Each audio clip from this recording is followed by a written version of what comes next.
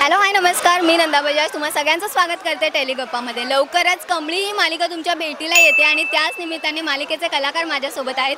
तुम्हा तिघांचं स्वागत आहे। कसे आहात? मस्त मस्त। I am good. खूप छान असा अनुभव आज आम्हाला करायला मिळालाय, त्याबद्दल तुम्ही थोडक्यात सांगा आणि तुमचा अनुभव कसा होता?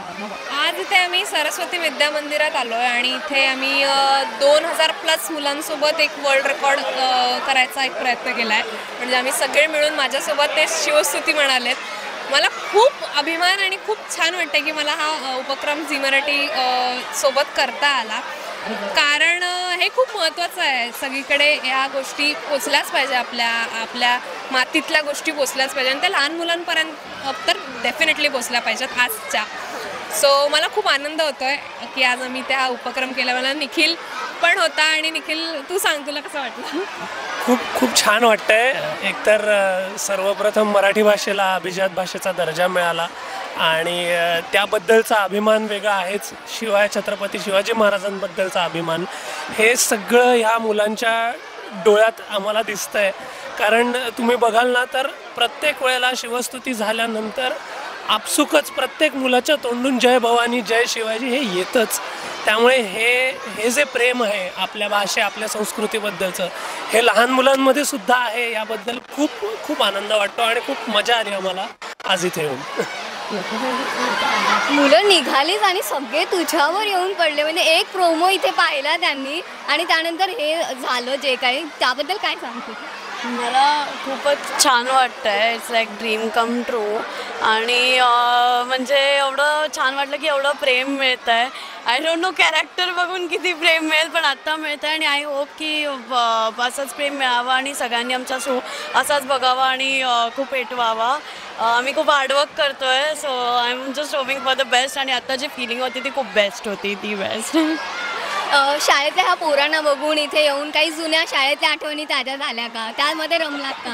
हो, आता आम्ही एंट्री करत होतो मी आणि निखिल बोलतच होतो की ह्यांच्या मनात आता नेमकं काय सुरू असेल, की कदाचित त्यांचा मॅथ्सचा पिरियड आता असेल आणि त्याच्या निमित्ताने त्यांना इथे यायला मिळालं, तो बुडाला त्याचा आनंद वेगळा असेल, किंवा आता आपल्याला टाइमपासच करायला मिळणार आहे किंवा असंच मज्जा करायला मिळणार आहे।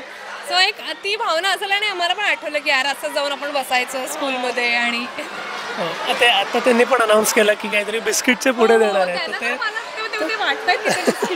सो ते घरी आपण 10 बिस्किटं खातो, पण शाळेतली बिस्किटाची त्याचा एक वेगळा इनफॅक्ट ते ऐकून आम्हाला पण आनंद। सो त्या सगळ्या मेमरीज आमच्या परत रिलीव्ह करतो आम्ही, मजा येते आम्हाला।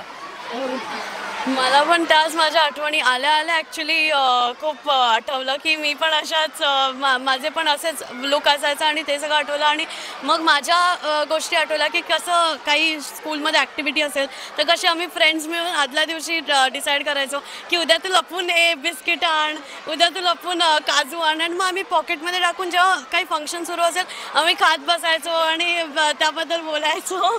तर ते सगळं आठवलं आणि फारच म्हणजे असं ओव्हरवेल्मिंग वाटलं, असं वाटलं की काश त्या दिवसात मी वापस जाऊ शकेल।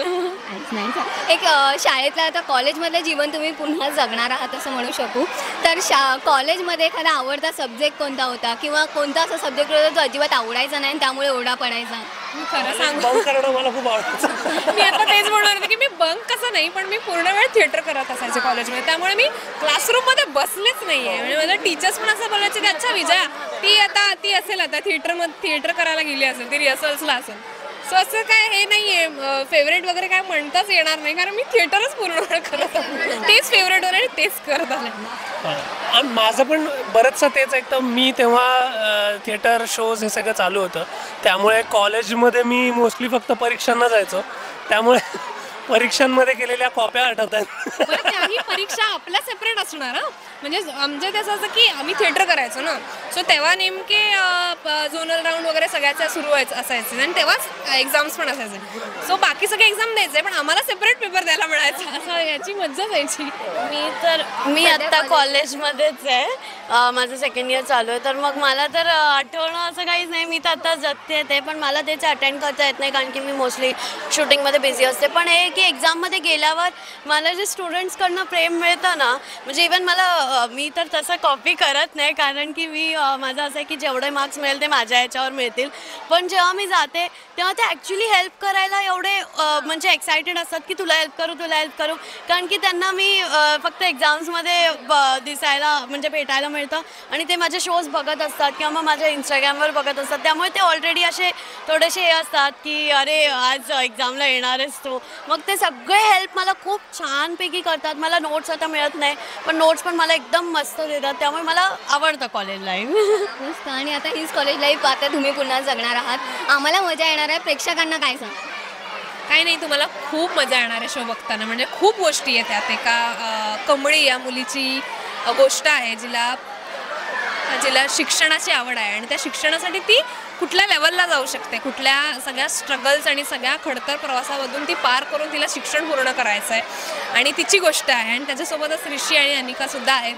सो ती गंमत सगळ्यांची मिळून कशी असणार आहे तुम्हाला बघायला मिळणारच आहे. 30 जूनपासून दररोज रात्री 9 वाजता आपल्या झी मराठीवर. नक्की बघा. Please watch. Thank you so much आणि खूप खूप शुभेच्छा. थँक्यू.